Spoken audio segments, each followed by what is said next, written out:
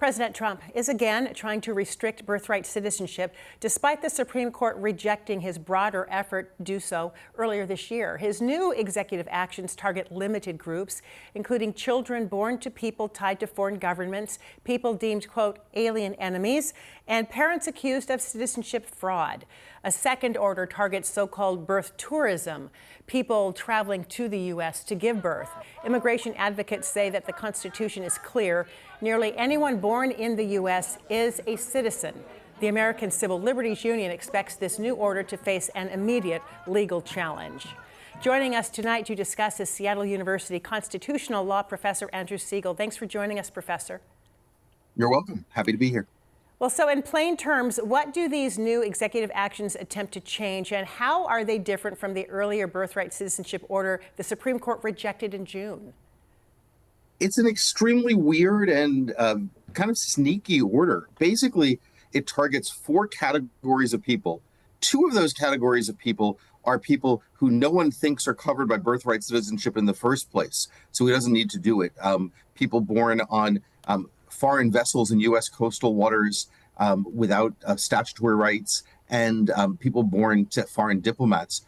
The other two, he tries to tie into exceptions, but they're extraordinarily broad categories that are directly at odds with what the Supreme Court has to say. I mean, basically, he wants the ability to designate anyone as being an enemy alien from whatever country or group he wants and exclude them. And he wants the ability to kick out anyone who's here based on fraud, but he defines fraud to include if you engaged in any sort of commercial transaction to be here, like renting a hotel room or buying an airplane ticket.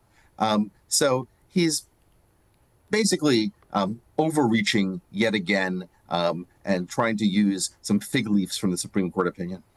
The 14th Amendment says, as you well know, that people born in the United States are, quote, subject to the jurisdiction of the country and that they are citizens.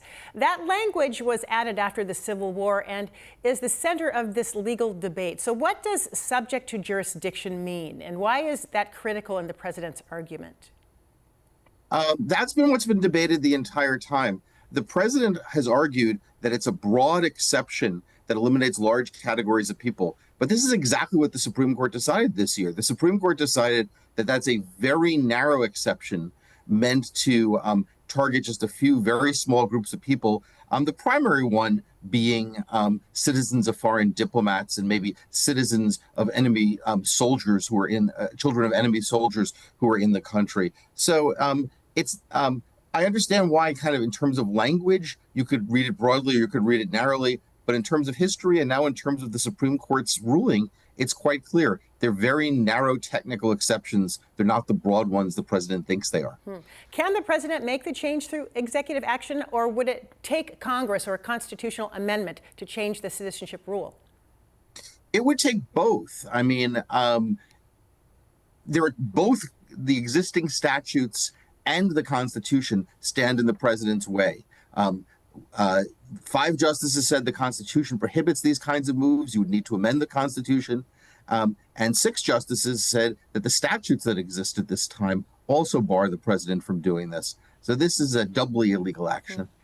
If lawsuits are filed, and we expect they will be, what are judges likely to decide first, whether to block it or whether it's constitutional? They will decide whether to block it, but in deciding whether to block it, they have to assess likelihood of success on the merits. I think the challengers are going to have a pretty easy time proving likelihood of success on the merits, given the direct conflict between this and the Supreme Court's decision of just this year. This is not a trick question, but I'm just curious. What is the administration's strongest legal argument for the approach, and then what is the strongest constitutional argument against it? I mean, the administration's strongest response is they are trying to build upon categories that actually are exceptions. They're trying to build upon the category of people who, for example, who are kind of enemy occupying soldiers. So they're analogizing to anyone they deem to be a foreign enemy of this country. But the category is just not capacious enough to do that.